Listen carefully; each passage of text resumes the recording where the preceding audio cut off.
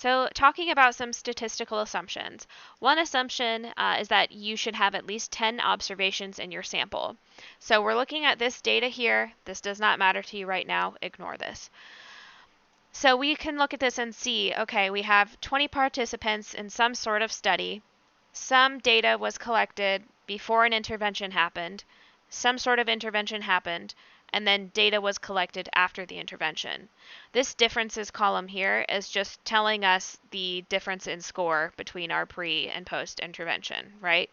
So going back to our assumption that we should have at least 10 observations, your mind might automatically say, oh, we've got 20 subjects, so we have 10 observations. However, what we're actually trying to determine here is if we have 10 values in our differences column, our observation is our dependent variable. What we're looking at is between our pre and post intervention here.